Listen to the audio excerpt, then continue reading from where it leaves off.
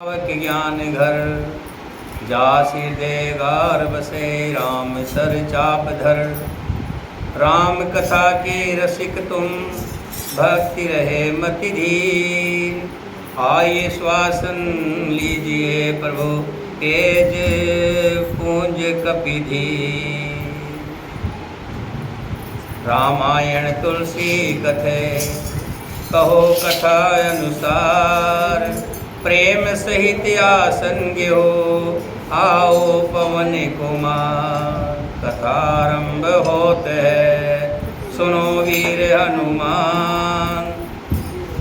राम लक्ष्मण जानकी सदा करो कल्याण।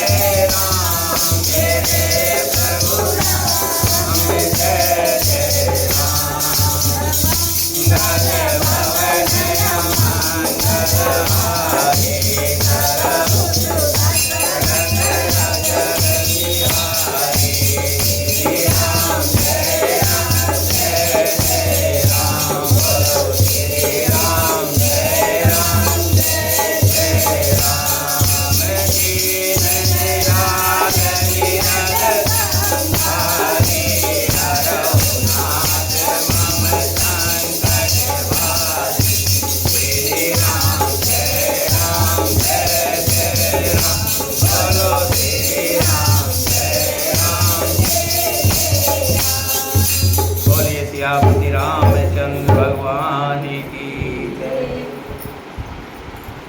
सीता माता गौरी जी की वंदना करती है और पैर पकड़ करके गौरी जी के वरदान मांगती है।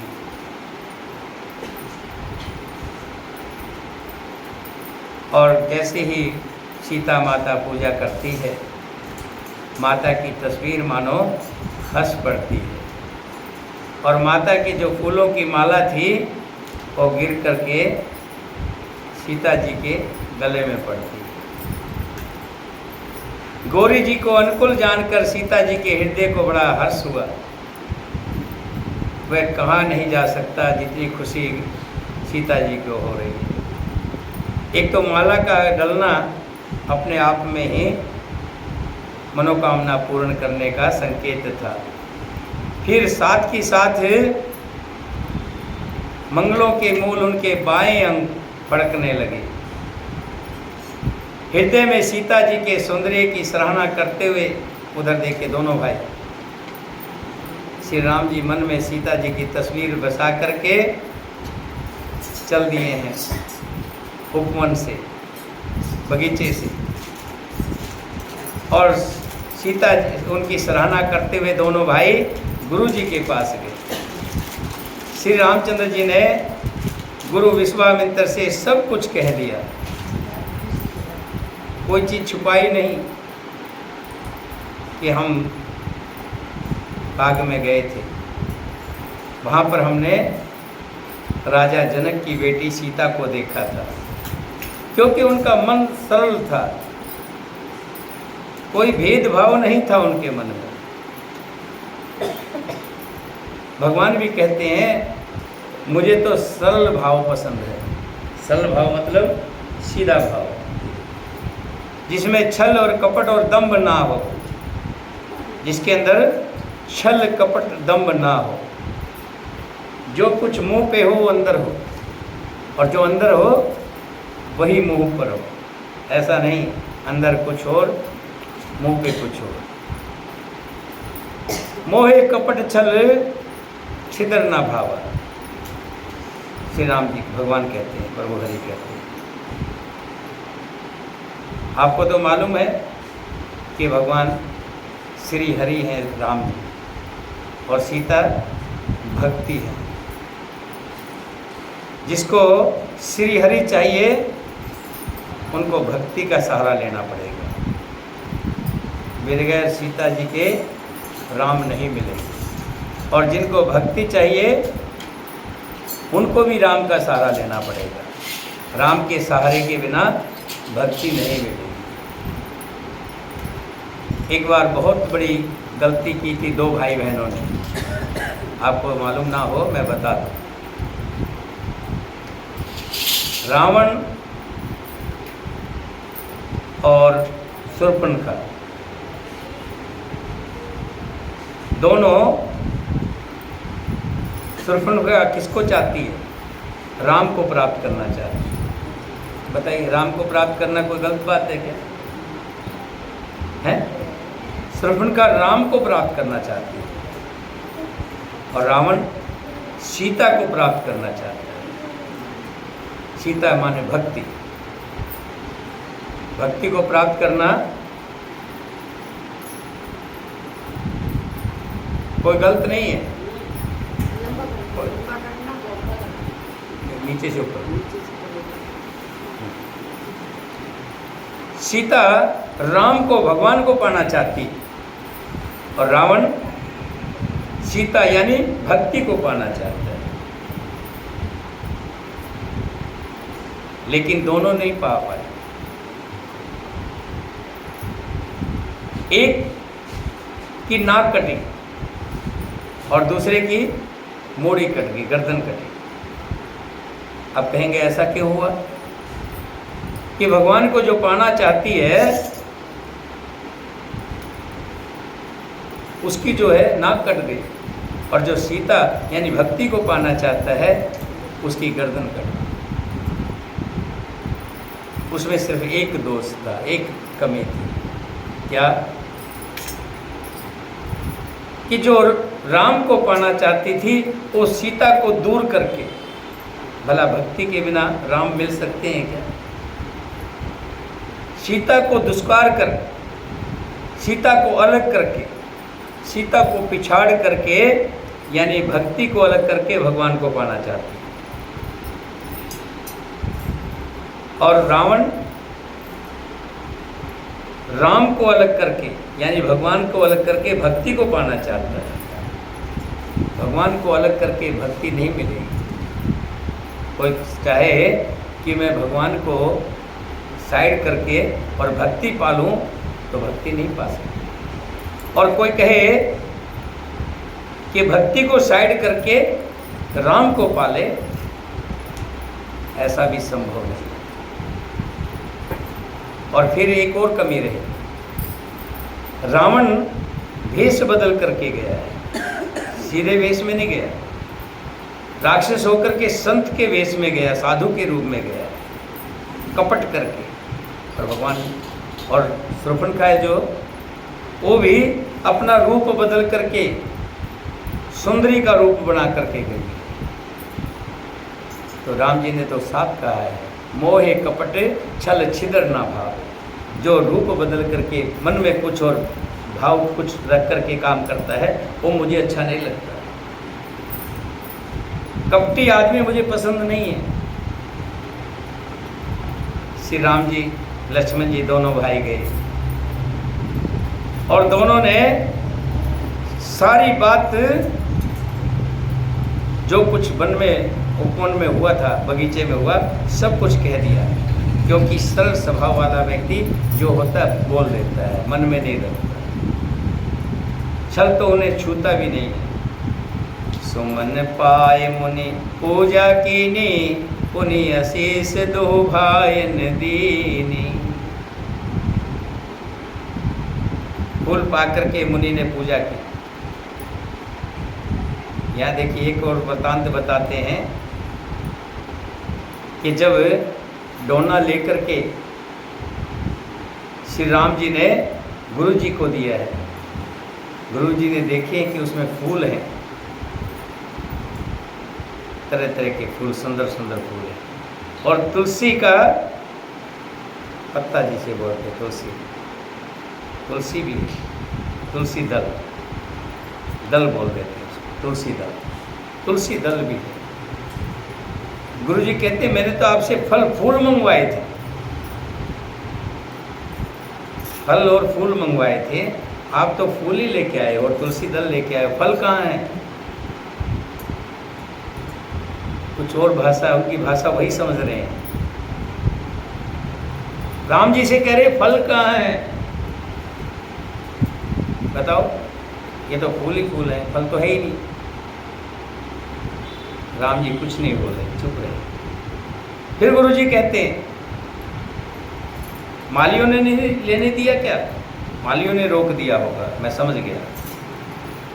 लेकिन लक्ष्मण जी बीच में बोल पड़े, नहीं जी नहीं, माली तो बड़े गदगद हो गए थे, भैया को देख करके माली तो अपनी जान निछोड़ करने के लिए तैयार थे, कुछ भी देने के लिए तैयार थे। गुरु जी कहा फिर फल कच्चे रहे होंगे, इसीलिए राम जी नहीं लेके आए, फल कच्चे रहे होंगे। फिर लक्ष्मण बोल पड़े बीच में, नहीं गुरुजी, फल तो बड़े अच्छे अच्छे थे, बड़े पके पके थे, मीठे मीठे फल थे। गुरुजी कुछ और पूछ रहे हैं, लक्ष्मण कुछ और समझ रहा है, वो बचपन की बात, बचपन इसीलिए छोटा कहते हैं। राम जी सब समझ रहे हैं कि जो कहना चाहते हैं गुरु जी, कि फल यानी सीता।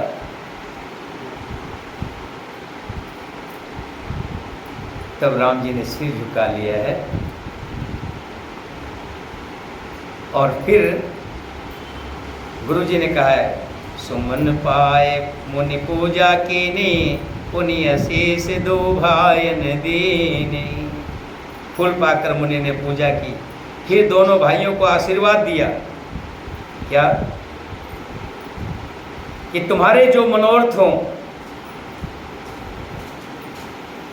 जो तुम्हारे इच्छा है, हर व्यक्ति का एक मनोरथ होता ना, कि तुम्हारे जो मनोरथ हों वो सब सफल हों। सुफल मनोरथ होए तुम्हारे, राम लखन सुन भय सुखारे। जैसे गुरु जी ने कहा कि तुम्हारे मनोरथ सफल हो। इस समय तो मनोरथ क्या था, क्या मनोरथ था अभी राम जी के मन में, क्या मनोरथ है? सीता जी मिल जाए, है ना। और ऊपर से गुरु जी ने आशीर्वाद दे दिया, गुरु जी ने आशीर्वाद दे दिया तुम्हारे मनोरथ सफल हो। दोनों भाई सुखी हो गए, बड़े प्रसन्न हो। कर भोजन मुनिवर विज्ञानी, लगे कहने कुछ कथा पुरानी। विगत दिवस गुरु आयुष पाई, संध्या करण चले दो भाई। प्राच दिशि शशि उए सुहावा, सिय मुख दरस देख सुख पावा।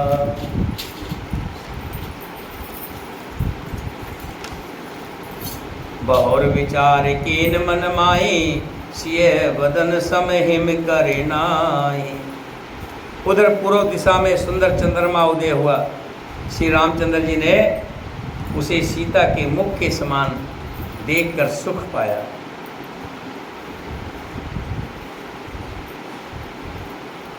चंद्रमा और पूर्णिमा का चंद्रमा हो तो है, ऐसी किरणें पूरे धरा को जो है बिखेर देता, रोशन कर देता है। चंद्रमा को देख करके भगवान श्री राम जी कि मेरी सीता का मुख भी ऐसा ही है। बहुर विचार कीन मन माही, सिय बदन सम हिम करे नाही।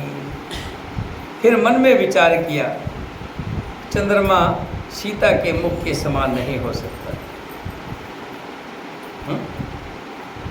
नहीं, सीता का रूप तो अलग ही है। इसमें तो कई धब्बे दिखाई दे रहे हैं, कई दाग दिखाई दे रहे हैं। मेरी सीता के मुख पे, उनके वहाँ तो कोई भी वो नहीं है। चंद्रमा उसका बराबर नहीं कर सकता। जन्म सिंध पुन बंध विशु, दीन मलिन संकलक। सिय मुख समता पाव किमी, चंद बापरो रंग। खारे समुंदर में तो इसका जन्म, हाँ? चंद्रमा का जन्म जो है बताया है कि उसी समुद्र से उत्पन्न होने के कारण विष इसका भाई है। दिन में ये मलिन शोभाहीन नितेश रहता है, दिन में तो इसका कोई आस्तोत्र नहीं रहता, और कलंकी काले दाग से युक्त है। बेचारा गरीब चंद्रमा सीता जी के मुख की बराबरी कैसे पा सकता है। अब उपमा दे रहे हैं चंद्रमा के साथ और अपनी सीता के साथ। घटें बढ़ें विरहन दुखदाई, घर से राहु निज सिंधई पाई। ये तो घटता और बढ़ता है और विरहिणी स्त्रियों को दुख देने वाला है। राहु अपनी संधि में पाकर इसे गस लेता है। चकवे को चकवी के वियोग का शोक देने वाला और कमल का बैरी उसे मुरझा देने वाला है। हे चंद्रमा, तुझमें बहुत से अवगुण हैं जो सीता जी में नहीं।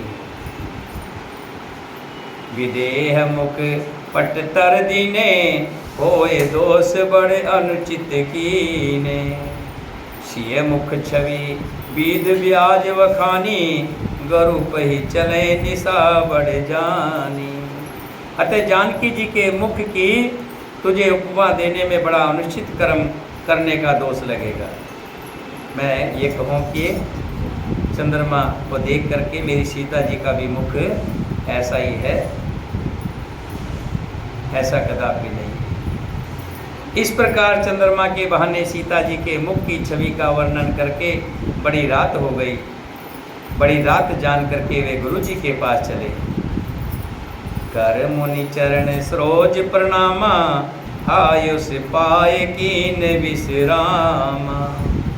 विगत निसार गुनायक जाके, बंधु विलोक कहने अस लागे। मुनि के चरण कमलों में प्रणाम करके आज्ञा पाकर उन्होंने विश्राम किया। रात बीतने पर श्री रघुनाथ जी जागे हैं और भाई को देखकर ऐसा कहने लगे कि हे तात, देखो कमल चक्रवात और समस्त संसार को सुख देने वाला अरुणोदय हुआ है। लक्ष्मण जी दोनों हाथ जोड़कर प्रभु के प्रभाव को सूचित करने वाली कोमल वाणी में बोले, अरुणोदय सुख कुमुद उड़गन ज्योत मलिन। जिमें तुम्हारे आगमन सुन, भय नृपति बलहीन सियावर।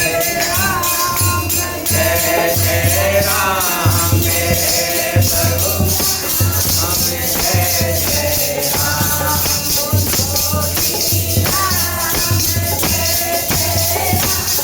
मेरे प्रभु राम जय जय राम। मंगल भवन मंगल हारी, जगत सुगत रस रज बिहारी। श्री राम जय राम बोलो श्री राम जय जय राम। तीर राज विरज संहारे,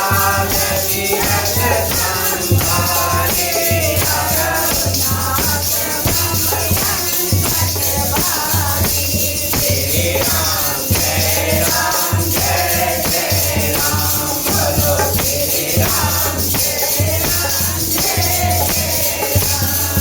श्री राम जी लक्ष्मण से कहते हैं, भैया देखो सूर्य उदय हो रहा है। क्या ये पहली बार उदय हो रहा था जो लक्ष्मण को बता रहे थे? हैं? ये तो रोज होता है, आज कोई नई बात थोड़ा है। अगर कोई दूसरा होता तो यही जवाब देता। क्या कहता? ये तो रोज होता है भैया। लेकिन लक्ष्मण जी ने कितनी सुंदर वाणी कही है।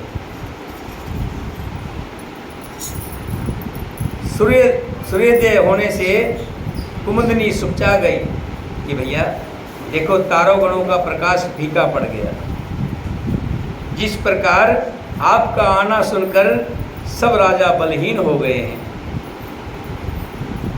सब राजा रूपी तारे उनका प्रकाश मंद पड़ गया है, पर वो धनुष रूपी महान अंधकार को हटा नहीं सकते। रात्रि का अंत होने से जैसे कमल, चकवे और भौरे और नाना प्रकार के पक्षी हर्षित हो रहे हैं, वैसे ही हे प्रभु आपके सब भक्त धनुष टूटने पर सुखी होंगे। सूर्य उदय हुआ, बिना ही परिश्रम अंधकार नष्ट हो गया, तारे छिप गए, संसार में तेज का प्रकाश हो गया। हे रघुनाथ जी, सूर्य ने अपने उदय के बहाने सब राजाओं को आपका प्रताप दिखलाया है। आपकी भुजाओं के बल की महिमा को उद्घाटित करने का, खोलकर दिखाने के लिए ही धनुष तोड़ने की विपत्ति प्रकट हुई है।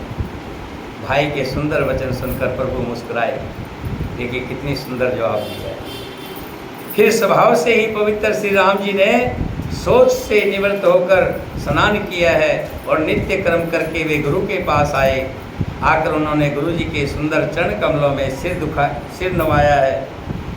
तब जनक जी ने सत्यानंद जी को बुलाया और उन्हें तुरंत ही विश्वामित्र जी के पास भेजा है और कहा है कि हे सत्यानंद जी, आप जाकर विश्वामित्र जी को बुला लाइए। उन्होंने आकर जनक जी से विनती सुनाई है। सत्यानंद जी ने, विश्वामित्र जी ने हर्षित होकर दोनों भाइयों को बुलाया। सतानंद पद बंद प्रभु बैठे गुरु पही जाय, चलो तात मुनि कहो तब पठवा जनक बुला। सत्यानंद जी के चरणों की वंदना करके प्रभु श्री रामचंद्र जी गुरु के पास जा बैठे। तब मुनि ने कहा, हे तात, हे राम, चलो, जनक जी ने बुलावा भेजा है। सिय स्वयंवर देखो जाई, इसकाए धो देह बड़ाई, लखन कहा जस भाजन सोई, नाथ कृपा तब जा पर होई। चलकर सीता जी के स्वयंवर को देखना चाहिए। देखें ईश्वर किसको बढ़ाई देते हैं, धनुष तोड़ने को ही बढ़ाई किसको मिलती है। लक्ष्मण जी ने कहा, हे नाथ, बढ़ाई तो उसी को मिलेगी जिस पर आपकी कृपा होगी, वही बढ़ाई का पात्र होगा। धनुष तोड़ने का श्रेय उसी को ही प्राप्त होगा। लक्ष्मण जी की बात सुन करके हर्ष मुनि सब सुन वरवानी, दीन आशीष सबो सुख मानी। पुनि मुनि वृंद समेत कृपाला, देखन चले धनुष मखसाला। लक्ष्मण जी की वाणी को सुनकर मुनि बड़े प्रसन्न हुए। सभी ने सुख मानकर आशीर्वाद दिया मुनि जी ने। फिर मुनियों के समूह सहित कृपालु श्री रामचंद्र जी धनुष यज्ञशाला देखने को चले। मुनि विश्वामित्र जी, साथ में राम जी, लक्ष्मण जी और बहुत से मुनि और भी रुके हुए थे। बहुत से मुनि और भी थे। सब मुनियों के साथ श्री राम जी उधर चले हैं जहाँ पर यज्ञशाला है। अब यहाँ दो बातें आती हैं, ये धनुष यज्ञ हुआ था या स्वयंवर हुआ था। राजा ने तो जब तक राम नहीं आए थे, राम को नहीं देखा था, उससे पहले तो धनुष यज्ञ ही था। उससे पहले तो धनुष यज्ञ था कि जो धनुष को तोड़ेगा वही सीता को पाएगा। लेकिन जब राम को देख लिया, राम लक्ष्मण दो भाई, और देखते ही चित्त को, जनक जी के चित्त को चकोर कर दिया। अब यहाँ पर सीता स्वयंवर हो रहा है, धनुष यज्ञ नहीं हो रहा। मानो जनक जी ने पहले ही मन में बिठा लिया कि सीता का विवाह तो राम जी से ही करना है। बहुत सी बातें रामायण में इस चीज़ की सारथी आगे आगे देखना, वही चीज़ें आएंगी। रंग भूमि आए दो भाई, अस सुधि सब पुरसावन पाई। दोनों भाई रंग भूमि में आए।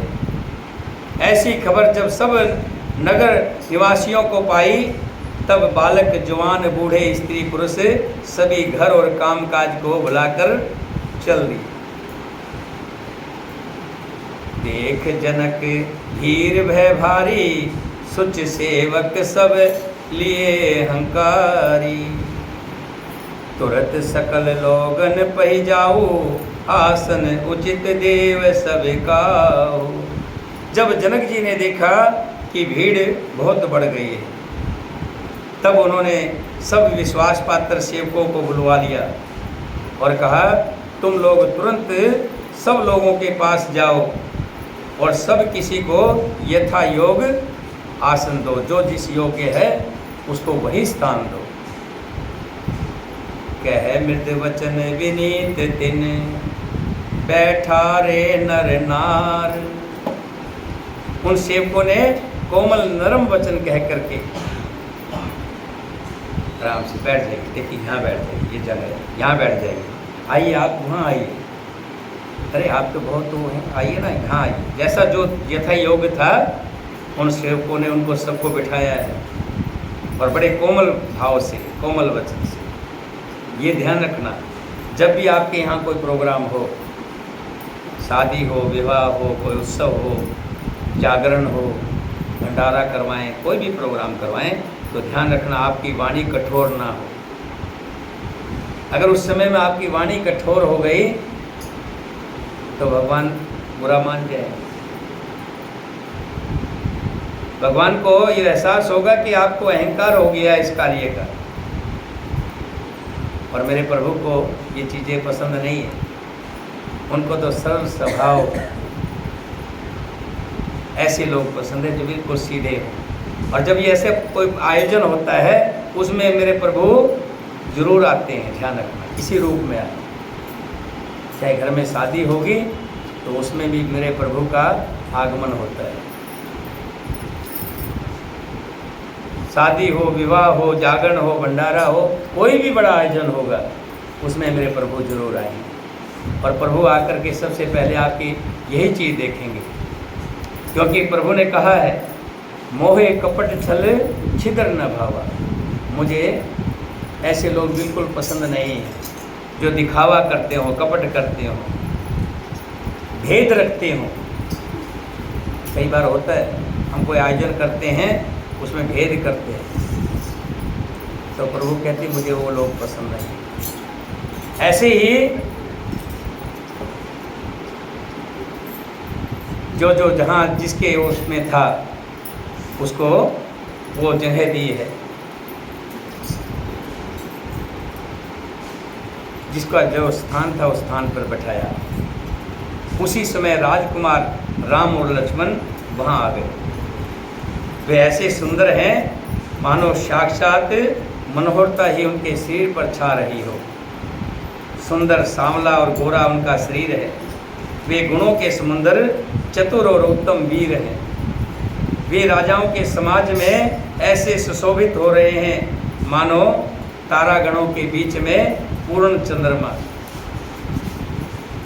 पूर्णिमा का चंद्रमा हो। इतने राजा बैठे हुए हैं, उनके बीच में अलग ही लगते हैं, अलग ही देखते हैं, जैसे तारों के बीच में चंद्रमा हो। जिनकी जैसी भावना थी प्रभु की मूर्ति उन्होंने वैसी ही देखी।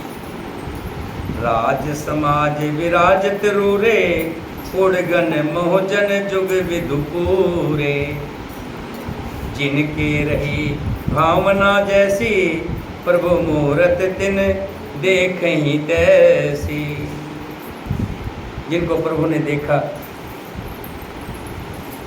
कोई कृष्ण जी का भगत था तो उनको लगा कृष्ण जी आ गए। जिसको जो जैसा भाव था, जैसे विचार थे, उनको उसी का ही रूप लग रहे हैं। लेकिन एक खास बात ये थी कि सबके मन को भा रहे थे, सबको अच्छा लग रहा था। कोई ऐसा नहीं था जिसको अच्छा ना लगे। भले वो राजा बैठे थे, वो भी धनुष तोड़ने के लिए आए थे। एक बार के लिए तो उनको भी बुरा नहीं लगा, उनका भी मन भा गया देख कर। देखें रूप महारण धीरा, मनो वीर रस धरें शरीरा। राजा लोग श्री रामचंद्र जी के रूप को ऐसा देख रहे हैं मानो स्वयं वीर रस शरीर धारण किए हुए हो। कुटिल राजा प्रभु को देखकर डर गए। अब उनका जो तेज था वो छिन्न हो रहा है। क्यों? कोई एक बलशाली हो और उससे बड़ा बलशाली आ जाए, है? जैसे हम छोटी मोटी कथा पढ़ लेते हैं, कोई बड़ी कथा वक्ता आ जाए, बड़ा जिसका नाम हो, उसके सामने फिर तेज कम हो जाता है ना। भाई कोई बड़ा आ जाता है तो उसके सामने फिर छोटे का कद तो कम हो जाता है ना। इसी तरह से उन राजाओं के मन में ये आया कि ये वीर है, बलशाली है। उनके कंधे, उनके शरीर की बनावट और उनके तेज को देख करके राजा के मन में आ गया, राजाओं के मन में, कि धनुष तो यही तोड़ेंगे।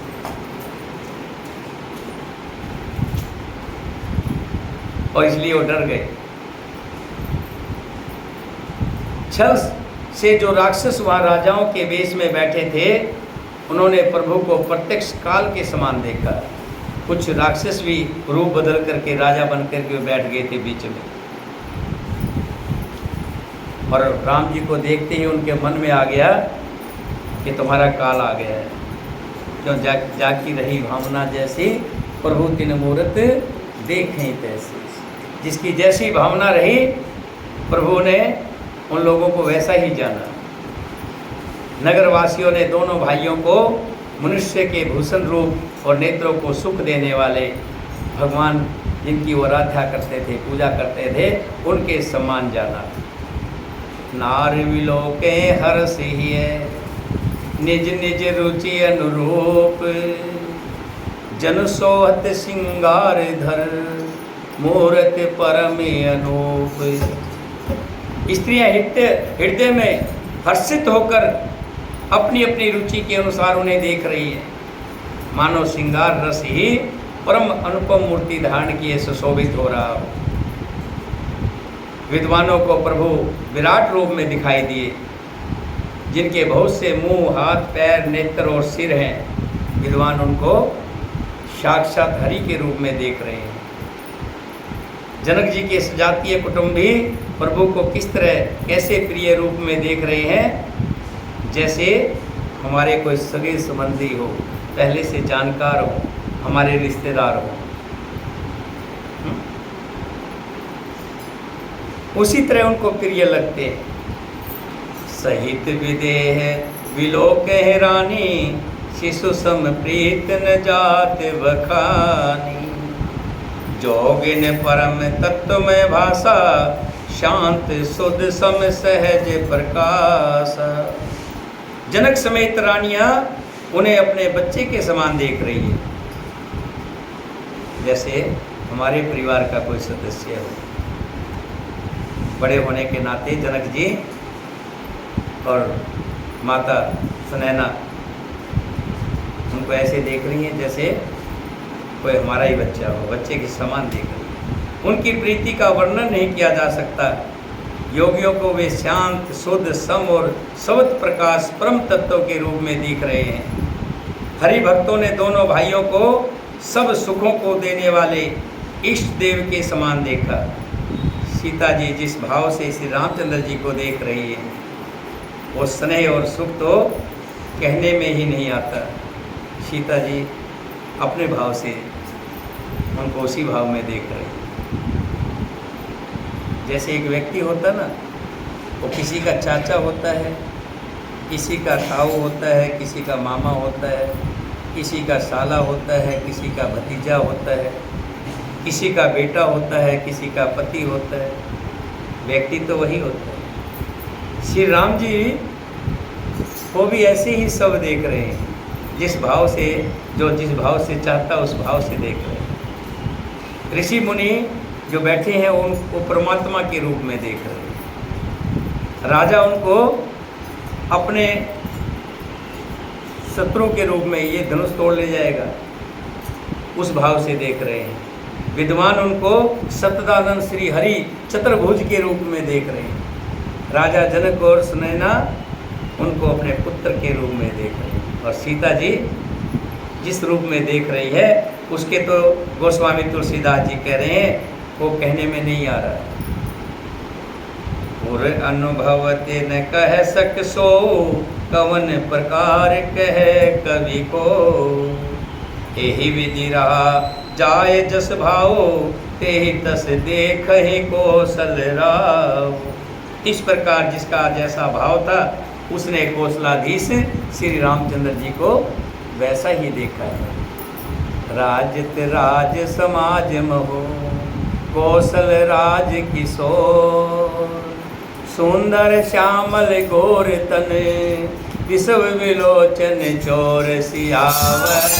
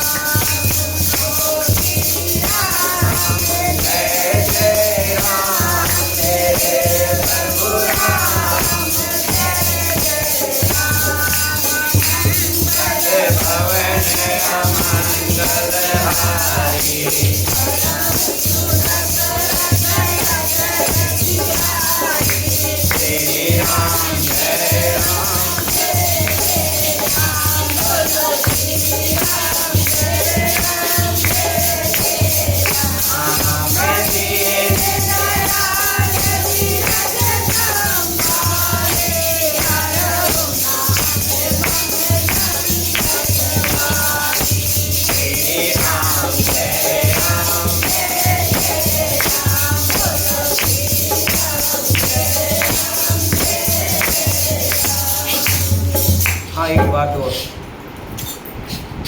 सबने राम जी को अपनी अपनी ओर मुख किए हुए देखा। जो देख रहा है उनको ऐसा ही लग रहा है कि राम जी हमें को देख रहे हैं, हमारी तरफ ही बात कर रहे हैं, हमसे ही बात कर रहे हैं। परंतु इसका कुछ भी विशेष रहस्य कोई नहीं जान सका। इसका रहस्य क्या है? मुनि ने राजा से कहा, रंगभूमि की रचना बड़ी सुंदर है। विश्वामित्र जैसे निष्प्रह वृत्त और ज्ञानी मुनि से रचना की प्रशंसा सुनकर राजा बड़े प्रसन्न हुए, उन्हें बड़ा सुख मिला। सब मंचनते मंच एक, सुंदर विशद विशाल, मुनि समेत दो बंधु तह, बैठे महिपाल। अब देखिए, सब मंचों से एक अधिक सुंदर मंच, जैसे अलग अलग आसन बनाए हुए थे। राजा इधर बैठे हुए थे, दूसरे राजा इधर बैठे हुए थे, जनता उधर बैठी हुई थी, इधर एक आसन लगा हुआ था, बड़ा आसन, इसमें विशेष मुख्य आएंगे, मुख्य अतिथि आएंगे, यहाँ फला मुख्य अतिथि आएगा, अलग अलग आसन बनाए। सब मंचों में एक मंच अधिक सुंदर, उज्जवल और विशाल था। शिवम राजा ने अब बुलाया इसको, मुनि जी को कहा आइए, दोनों राजकुमारों को कहा आइए, दोनों भाइयों को ला करके उस पर बिठा दिया।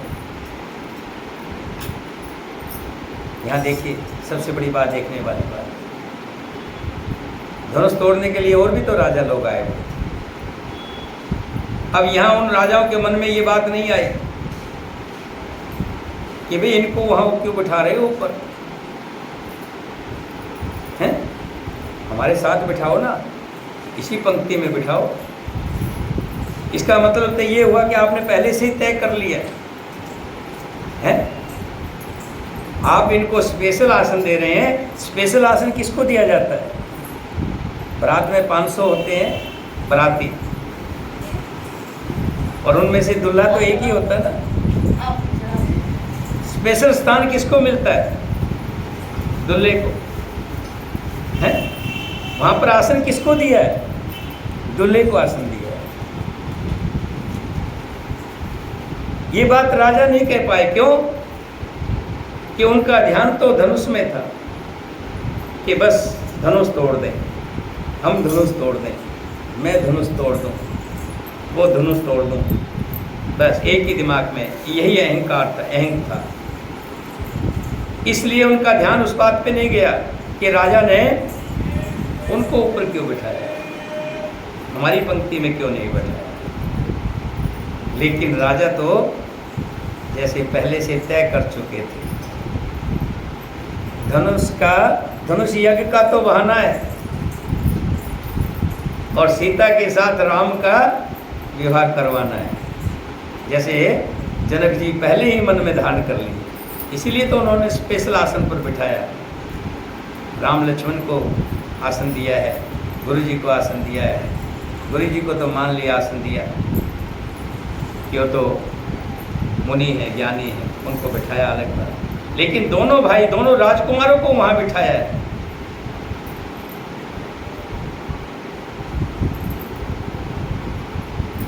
सब मंचन ते मंच एक, सुंदर विशद विशाल, मुनि समेत दो बंद तह बिठारे मही पार। उस आसन पर बिठाया है। प्रभु को देखकर सब राजा हृदय में ऐसे हार गए। दोनों राम लक्ष्मण को देखा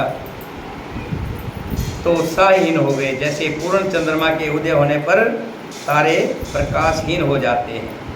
उनके तेज को देखकर सबके मन में ऐसा विश्वास हो गया कि श्री रामचंद्र जी ही धनुष तोड़ेंगे, इसमें कोई संदेह नहीं है।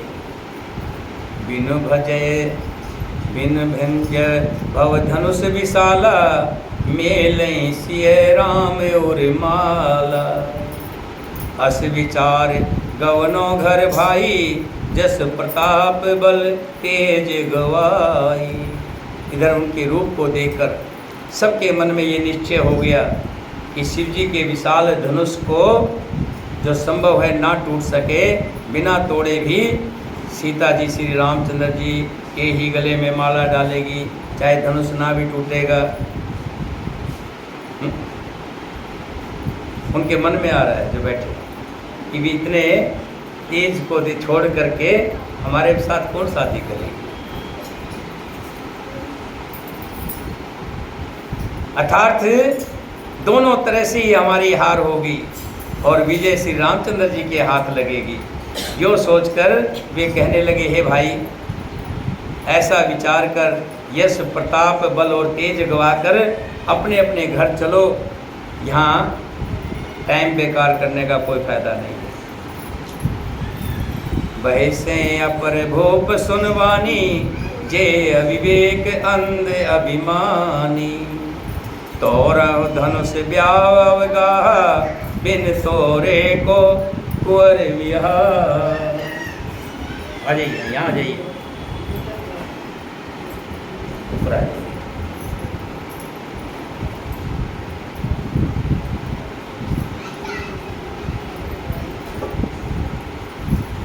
कैसे हैं? ठीक है। आज कुछ रूप बदला हुआ है। घर से आए ना, जो कहेगी चले जाइए, बाहर निकाल करिए, जो आ जाए दूसरे राजा को अविवेक से अंधे हो रहे थे और अभिमानी थे। ये बात सुनकर बहुत हंसे। उन्होंने कहा, धनुष तोड़ने पर भी विवाह होना कठिन है। तुम तो बात कर रहे हो कि बिना धनुष तोड़े ही राम सीता जो है राम के गले में माला डाल देगी। हम तो कहते हैं अगर राम ने धनुष तोड़ भी दिया तो विवाह नहीं होगा। कैसे हो जाएगा? हम होने देंगे क्या? जो घमंडी राजा बैठे हुए वो कह रहे, अर्थात सहज में ही हम जानकी को हाथ से जाने देंगे। फिर बिना तोड़े तो राजकुमारी को ब्याह की बात ही कौन कर सकता है? राजा लोग एक बार कालो किन हो, सिए हित समर जितव हम सो। काल ही क्यों ना हो, एक बार तो सीता के लिए उसे भी हम युद्ध में जीत लेंगे, लेकिन सीता को जाने नहीं देंगे। यह सुन अवर महिप मुस्काने, धर्मशील हरि भगत सियाने। ये घमंड की बातें सुनकर दूसरे राजा जो धर्मात्मा और हरि भगत थे और सियाने थे, ये सब एक बराबर नहीं होते ना। उन राजाओं में भी कुछ ऐसे थे जो धर्मात्मा थे, हरि भगत थे और सियाने थे। वो मुस्कुराए और कहने लगे, राजाओं को गर्व को दूर करके जो धनुष किसी से नहीं टूट सकेगा, उसे तोड़कर श्री रामचंद्र जी सीता जी को ब्याहेंगे। यही युद्ध की बात सो महाराज दशरथ के रण में बाकी पुत्रों को युद्ध में तो जीत ही कौन सकता है। व्यर्थ मरह जन गाल बजाई, मन मोदक ने के भूख बुताई। सीख हमारे सुन परम पुनीता, जगदम्बा जानो जिय सीता। कि हे भाइयों, व्यर्थ में गाल मत बजाओ, बड़ी बड़ी मत हाको। मन के लड्डुओं से ही कहीं भूख बुझती है क्या? लड्डू खाने से ही भूख बुझेगी? तो मन की अपनी बातों से ही अपने आप को बड़ा बता रही। हमारी परम पवित्र सीख को सुनकर सीता जी को अपने जी में साक्षात जगजननी समझो। उन्हें पति रूप में पाने की आशा लालसा छोड़ दो और श्री रघुनाथ जी को जगत का पिता समझो, परमेश्वर समझो। जगत पिता रघुपति विचारी, भरी लोचन छविले निहारी। और नेत्र भरकर उनकी छवि देख लो, ऐसा अवसर बार बार नहीं मिलता। सुंदर सुख देने वाले और अत्यंत गुणों की राशि ये दोनों भाई शिव जी के हृदय में बसने वाले हैं। स्वयं शिव जी भी जिन्हें सदा हृदय में छिपाए रखते हैं, वे तुम्हारे नेत्रों के सामने आ गए हैं। समीप आए हुए भगवत दर्शन रूप अमृत के समुद्र को छोड़कर तुम जगजननी जानकी जी को पत्नी रूप में पाने का दुरासास रूप मिथ्या मृग जल को देखकर दौड़कर क्यों मारते हो? जैसे मृग सामने जल को देखता है, ऐसे लगता है उसको जल है और उस तरफ दौड़ता है, लेकिन जल नहीं होता है, वो तो सीप के कण उसको जल के समान दिखाई देते हैं। इसी तरह के भाइयों, तुम जो ये मृग जल वाली दौड़ दौड़ रहे हो, ऐसा मन में सोच रहे हो, इसको छोड़ दीजिए। जिसको जो अच्छा लगे वही जाकर करो। हमने तो श्री रामचंद्र जी के दर्शन करके आज जन्म लेने का फल पा लिया है और जन्म को सफल कर लिया है। जो संत थे, जो अच्छे विचार के लोग थे, उनको श्री रामचंद्र जी भगवान दिखाई दे रहे हैं, भले मनुष्य रूप में। हस के भले भूप अनुरागे, रूप अनूप विलोकन लागे। देखें सुर नभ चढ़े विमाना, बरसें सुमन करें कल गाना। ऐसा कहकर अच्छे राजा प्रेम के मगन होकर श्री राम जी के अनुपम रूप को देखने लगे। मनुष्यों की तो बात ही क्या, देवता भी आकाश से विमानों पर चढ़े हुए दर्शन कर रहे हैं और सुंदर गान करते हुए फूल बरसा रहे हैं। जान सुसर सिय तब पठई जनक बोलाय, चतुर सखी सुंदर सकल सादर चली लिवाय। सियावर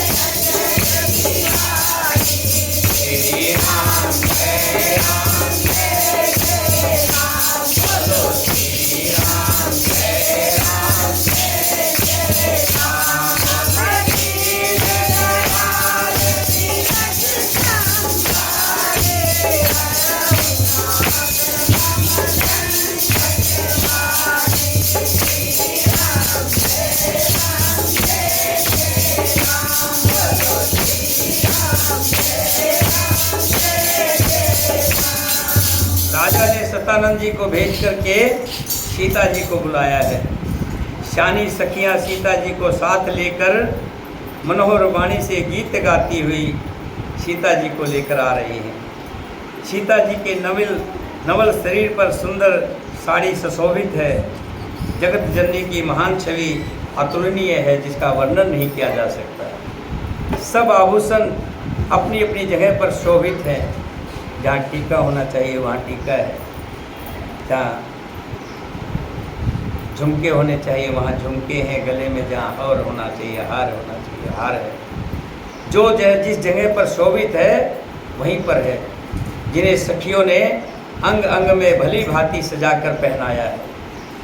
जब सीता जी ने रंगभूमि में पैर रखा तब उनका दिव्य रूप देखकर, जब लड़की की शादी होती है उसके ऊपर रूप आ जाता है, और वो रूप लक्ष्मी जी को भी मात करता है। वो रूप जो है आपने देखा होगा, हम सब ने देखा है, जब लड़की की शादी होती है इनमें ध्यान मत दिया करो, कोई भी आता रहे जाता रहे, उससे आपको कोई लेना नहीं।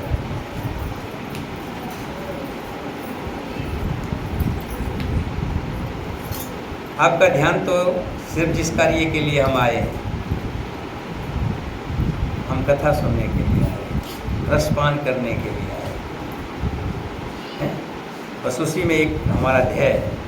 कोई आ रहा है जा रहा है, ठीक है, सब आएंगे सब चले जाएंगे, सब ऐसी दुनिया। लेकिन अगर ये कोई इसमें शब्द रह गया जो नहीं सुन पाए, उसका पछतावा रहेगा मन में। जब कोई सियाणी बेटी की शादी होती है तो उसका रूप लक्ष्मी जी के रूप को भी पीछे छोड़ देता है। सुंदरता के मामले में रूप यो बना जाता है। देवताओं ने हर्षित होकर नगाड़े बजाए हैं और पुष्प बरसाकर अप्सराएं गाने गाने लगी। सीता जी के कर कमलों में हाथों में जयमाला है। सब राजा चकित होकर अचानक उनकी ओर देखने लगे। सब देख रहे। एक बार जब पहले विषमोहनी की शादी हुई थी ना, वहाँ भी एक स्वयंवर रचा था राजा शील नदी ने। वो एक माया का नगर था। वहाँ भी श्री हरि की शक्ति ऐसे ही लड़की के रूप में गई थी शादी के लिए। उसके भी उनके भी हाथ में, विषमोहनी के हाथ में माला थी, और वहाँ भी ऐसे ही राजा बैठे हुए थे। सब राजा चकित होकर के उनकी ओर देखने लगे, सीता जी की ओर। सिय चिकत चित राम ही चाहा। देखिए, राजा सब सीता को चाह रहे हैं, लेकिन सीता किसको चाह रही है? सीता जी चिकित चित से श्री राम जी को देख रही है। सब राजा सीता जी को देख रहे हैं और सीता जी राम जी को देख रहे हैं। भय मोह बस सब नर नाह। जितने भी लोग थे और खास करके राजा, अब उनको हो गया, देखो हमारे मन में पहले थी बात ये कि जरूर सीता श्री राम को ही अपनाएगी, और अब सीता जी आई है और उन्हीं को निहारे जा रही है, उन्हीं को देखे जा रही है। मोहवश हो गए हैं। सीता जी ने मुनि के पास बैठे हुए दोनों भाइयों को देखा तो उनके नेत्र अपना खजाना पाकर ललचाकर वहीं श्री राम जी में जा लगे, शिथिर हो गए। श्री राम जी के साथ, मुनि के साथ दोनों भाई बैठे हुए थे। दोनों भाइयों को देखा है और नेत्र मानो वहीं रुक गए हैं, उन्हीं को देखने में लगे हैं। परंतु गुरुजनों की लाज से तथा बहुत बड़े समाज को देखकर सीता जी सुमचा गई है। देखने को मन कर रहा है कि मैं इन्हीं को देखती रहूं, इन्हीं को निहारती रहूं, सब कुछ भूल करके। लेकिन बहुत से लोग बैठे हैं, लाज भी तो कोई चीज़ होती है, इसलिए सीता जी सुमचा गई है। वे श्री रामचंद्र जी को हृदय में लाकर सखियों की ओर देखने लगी। राम रूप अरे सिय छवि देखे, नर नारिण परिहरे निमेषे। सोचें सकल कहत सकुचाई, विधि सन विनय करें मन माही। श्री रामचंद्र जी का रूप और सीता जी की छवि देखकर स्त्री पुरुषों ने पलक मारना छोड़ दिया। सब एकटक उन्हीं को देखने लगे। सभी अपने मन में सोचते हैं पर कहते हुए समझाते हैं। मन ही मन वे विधाता से विनय करते हैं कि हे विधाता, जनक की मूढ़ता को शीघ्र हर लीजिए। जनक ने जो ये धनुष यज्ञ का निर्णय लिया है ना, इनकी दिमाग को पलट दीजिए, उसको कैंसिल कर दें और सीधा ही राम का विवाह सीता जी के साथ कर दें। ऐसी बुद्धि दीजिए जिससे बिना विचारे ही राजा अपना अपहरण छोड़कर सीता जी का विवाह राम जी से कर दें। संसार उन्हें भला कहेगा क्योंकि ये बात सब किसी को अच्छी